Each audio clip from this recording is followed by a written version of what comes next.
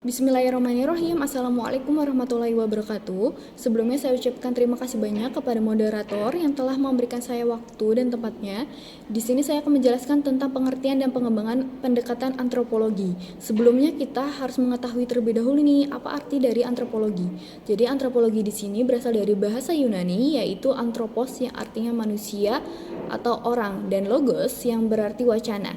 Atau secara etimologis antropologi berarti ilmu yang mempelajari manusia. Jadi dalam Kamus Besar Bahasa Indonesia, antropologi disebut ilmu tentang manusia, khususnya pendekatan tentang asal-usul, warna, bentuk fisik, adat istiadat, dan kepercayaan pada masa lampau. Antropologi mempelajari manusia sebagai makhluk biologis sekaligus makhluk sosial. Antropologi merupakan salah satu cabang ilmu sosial yang lebih memusatkan pada penduduk yang merupakan masyarakat tunggal.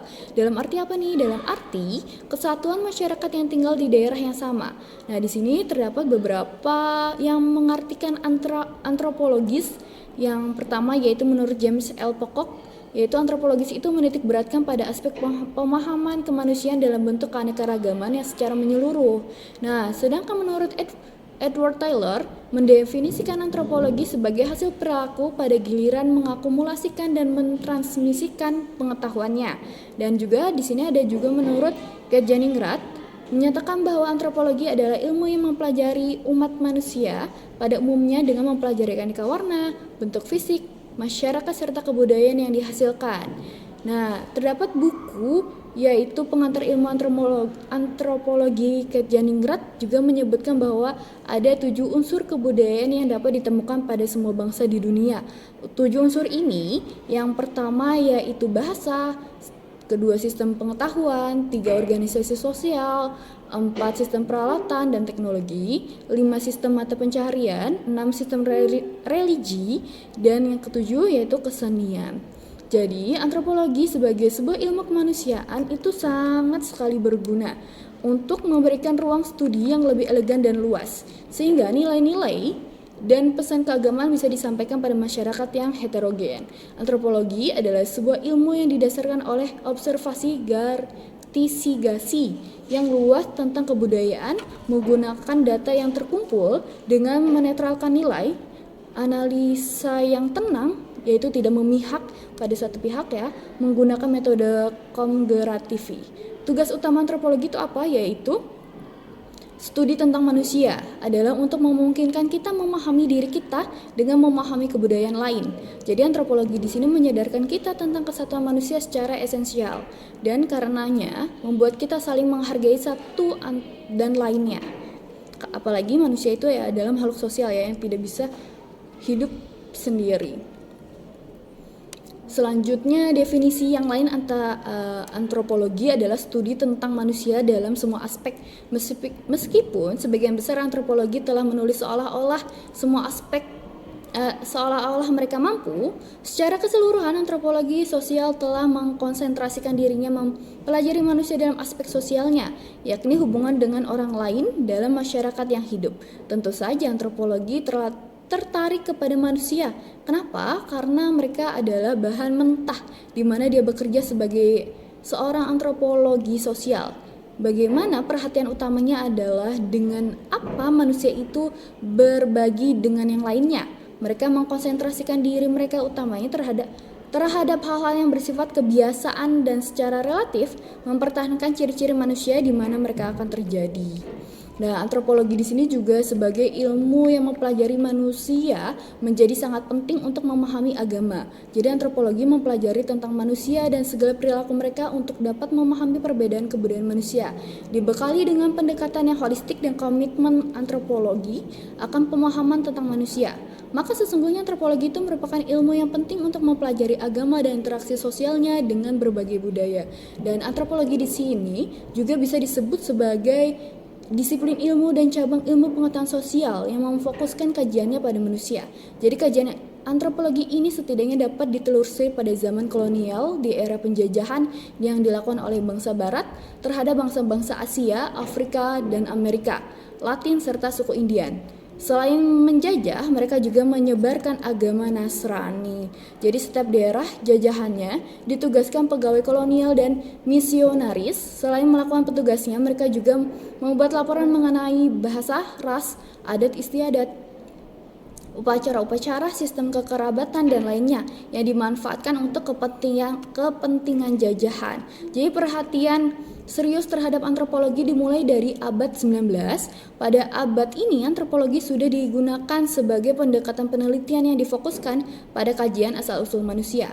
Penelitian antropologi ini mencakup pencarian fosil yang masih ada dan mengkaji keluarga binatang yang terdekat dengan manusia yaitu primat, serta meneliti masyarakat manusia, apakah yang paling tua dan yang dapat bertahan hidup survive dalam kehidupan ini ya.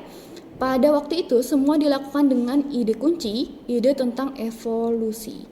Jadi antropolog pada masa itu beranggapan bahwa seluruh manusia tertata dalam keteraturan seolah sebagai ekalator historis raksasa, dan mereka yaitu bangsa barat ini menganggap bahwa mereka sudah menempati posisi puncak, sedangkan bangsa Eropa dan Asia masih berada pada posisi tengah, dan sekelompok lainnya yang masih primitif terhadap pada posisi bawah. Pandangan antropologi ini mendapat dukungan dari karya Darwin tentang evolusi biologis, namun pada akhirnya teori tersebut ditolak oleh para fundamental.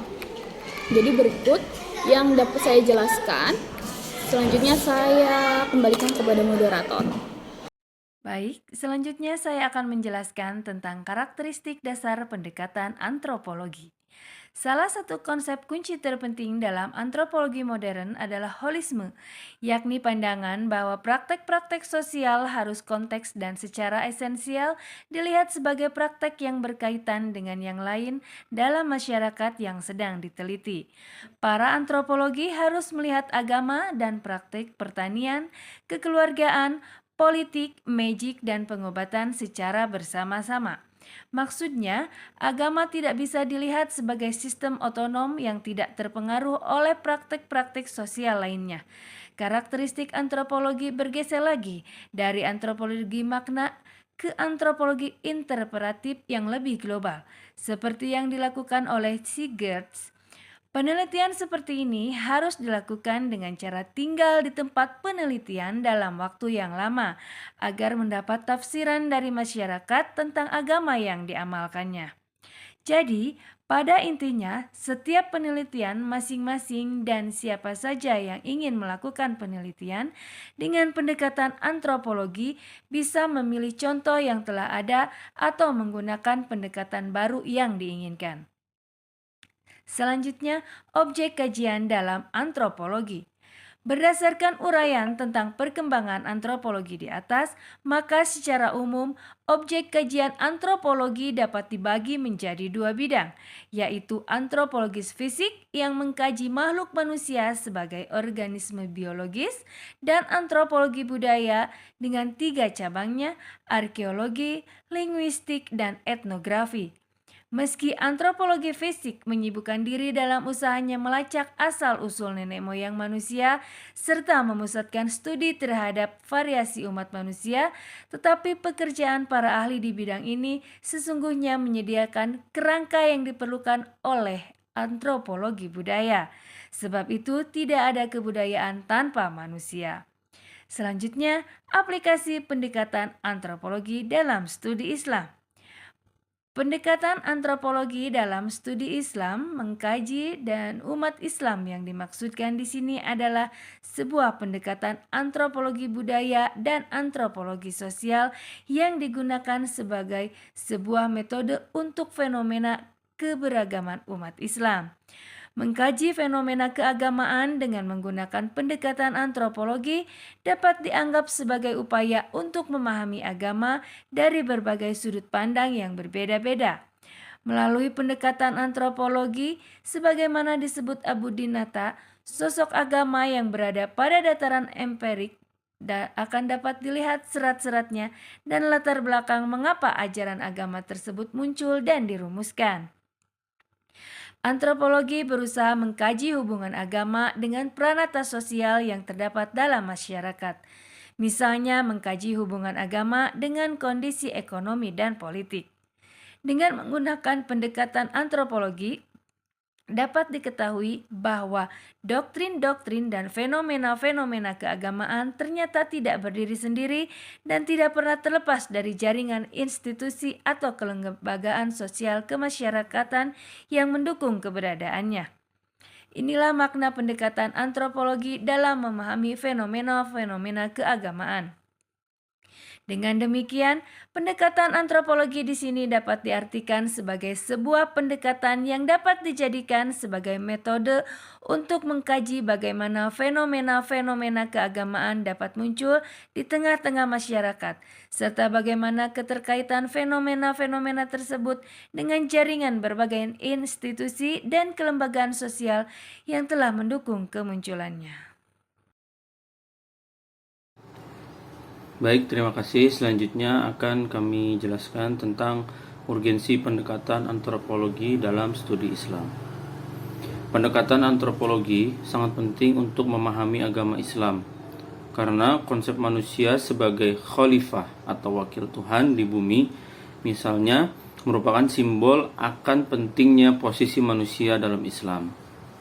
Secara garis besar, kajian agama dalam antropologi dapat dikategorikan ke dalam 4 kerangka teoritis: intelektualis, struktualis, fungsionalis, dan simbolis.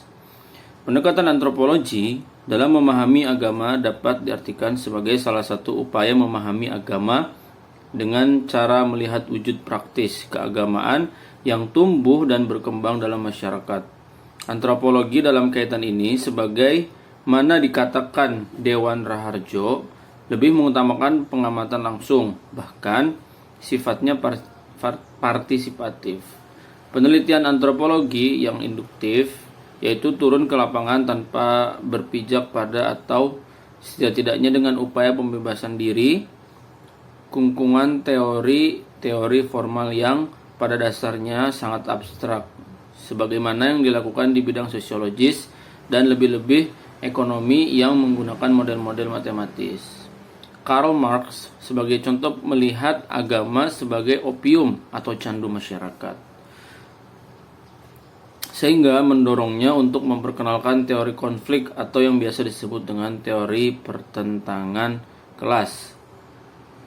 Lainnya, hanya dengan Max Weber, dia melihat adanya korelasi positif antara ajaran Protestan dengan munculnya semangat kapitalisme modern. Etika Protestan dilihat sebagai cikal bakal etos kerja masyarakat industri yang modern yang kapitalistik. Melalui pendekatan antropologis, sebagaimana disebut di atas, kita bisa melihat bahwa agama ternyata berkorelasi dengan etos kerja dan perkembangan ekonomi suatu masyarakat. Dalam hubungan ini, maka jika kita ingin mengubah pandangan dan sikap etos kerja seseorang, maka dapat dilakukan dengan cara mengubah pandangan keagamaannya. Selanjutnya, melalui pendekatan antropologis ini, kita dapat melihat agama dan hubungannya dengan mekanisme pengorganisasian. Seperti kasus Indonesia, penelitian Cliff Geertz dan karyanya The Religion of Java dapat dijadikan contoh yang baik dalam hal ini. Geertz melihat adanya klasifikasi sosial dalam masyarakat muslim di Jawa atau di Java antara santri, priai, dan abangan.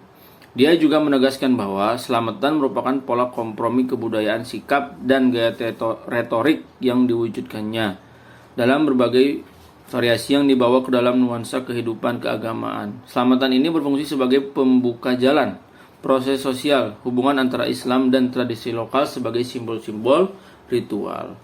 Pendekatan antropologi seperti ini diperlukan adanya karena banyak berbagai hal yang dibicarakan agama hanya bisa dijelaskan dengan tuntas melalui pendekatan antropologis. Dalam Al-Quran, sebagai sumber utama ajaran Islam misalnya, kita memperoleh informasi tentang kapan Nabi Nuh di Gunung Arafat, kisah Ashabul Kahfi yang dapat bertahan dalam gua lebih dari 300 tahun. Dengan demikian, pendekatan antropologis sangat dibutuhkan dalam memahami ajaran agama, karena dalam ajaran agama tersebut terdapat uraian dan informasi yang dapat dijelaskan lewat bantuan ilmu antropologi dengan cabang-cabangnya.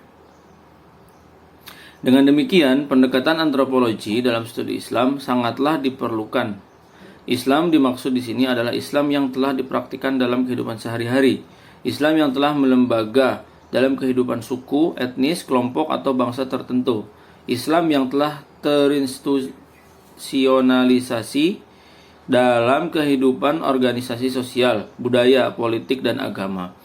Islam yang terlembaga adalah kehidupan masyarakat yang menganut mazhab-mazhab, pengikut berbagai sekte, partai-partai, atau kelompok-kelompok kepentingan tertentu. Hasil kajian antropologi terhadap realitas kehidupan konkret di lapangan akan membantu tumbuhnya saling pemahaman antar berbagai paham, baik pada tingkat lokal, regional, nasional, maupun internasional. Selanjutnya, kelebihan dan kekurangan dalam pendekatan antropologi studi Islam. Agama sebagai objek kajian antropologi dapat dilihat dalam dua hal. Pertama, antropologi merupakan bahagian dari kajian kebudayaan yang menjadi penting, memiliki sasaran kajian tersendiri yang disebut dengan antropologi agama. Kedua, semua cabang keilmuan antropologi merupakan kajian yang memiliki hubungan dengan rumpun kajian kebudayaan, sehingga salah satu pendekatan yang dapat dilakukan adalah pendekatan kebudayaan. Nurcholish Madjid memberikan penjelasan antara hubungan agama dan budaya. Dalam pandangannya, agama dan budaya merupakan dua istilah yang memiliki perbedaan tapi tidak bisa dipisahkan. Agama memiliki nilai yang mutlak yang tidak berubah karena dipengaruhi ruang dan waktu. Sedangkan budaya akan memiliki terus perubahan sesuai kebutuhan serta tuntunan zaman. Terdapat kelebihan dan kekurangan dalam pendekatan antropologi dalam studi Islam sebagai berikut. Kelebihan pendekatan antropologi memiliki corak yang deskriptif dengan pematangan langsung, sehingga peneliti mengetahui bagaimana sebenarnya praktek keberagamaan atau lokal praktik yang terjadi di suatu tempat. Antropologi akan mencari keterkaitan antara berbagai domain kehidupan secara lebih utuh dan melakukan perbandingan dari berbagai tradisi. Dengan antropologi, kita dapat memahami berbagai corak dan perilaku manusia berdasarkan keberagamaan yang dilakukannya. Kekurangannya, antropologi tidak membahas fungsi agama bagi manusia, tetapi membahas isi unsur-unsur pembentukan agama, dan itu berkaitan dengan manusia dan kebudayaannya. Dalam kehidupan terjadi perubahan budaya yang sangat cepat, sehingga kita harus teliti dan update dalam mengamatinya. Sehingga dalam praktiknya, jika tidak cermat maka akan susah membedakan antara agama dan budaya. Terakhir, penutup, kesimpulannya, pendekatan antropologi dalam studi Islam memberikan kontribusi signifikan untuk memahami agama, bukan hanya sebagai sistem doktrin atau keyakinan, tetapi juga sebagai fenomena sosial dan budaya yang hidup dalam masyarakat. Dengan memfokuskan kajiannya pada keberagamaan, praktek keagamaan, dan interaksi antara ajaran Islam dan konteks sosial budaya, pendekatan antropologi memungkinkan kita melihat Islam dalam dimensi yang lebih luas, khususnya dalam bagaimana ajaran agama ini diterjemahkan dan dipraktikkan dalam kehidupan sehari-hari umatnya. Antropologi membantu mengungkapkan bagaimana aspek-aspek sosial, budaya, ekonomi, dan politik mempengaruhi praktek keagamaan, dan persepsi antropologi mampu menunjukkan bahwa praktek Islam di masyarakat dapat beragam, dipengaruhi oleh budaya lokal dan perkembangan seiring waktu. Pendekatan ini juga memungkinkan kita melihat bahwa agama tidak bisa dipisahkan dari budaya dan struktur sosial masyarakat yang mendukungnya. Di sisi lain, meskipun pendekatan ini memiliki kekuatan dalam memahami fenomena agama dalam konteks nyata, terdapat kekurangan seperti kesulitan memisahkan agama dan budaya dalam beberapa kasus, serta tantangan dalam menjaga objektivitas. Namun demikian, kekurangan ini tidak mengurangi pentingnya pendekatan antropologi dalam studi Islam, karena pendekatan ini mampu memperkaya wawasan dan memperdalam pemahaman kita tentang keberagamaan praktek Islam di berbagai komunitas. Dengan demikian dapat disimpulkan bahwa pendekatan antropologi sangat berperan penting dalam studi Islam, terutama dalam memahami keberagamaan budaya dan bagaimana agama beradaptasi dalam konteks yang berbeda-beda.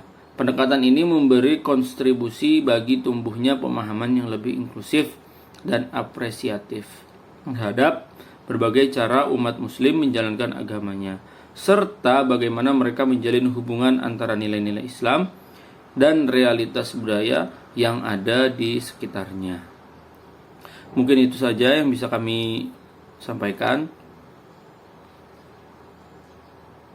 Kami dari kelompok 5 mohon maaf atas segala kekurangannya. Terima kasih atas perhatiannya. Assalamualaikum warahmatullahi wabarakatuh.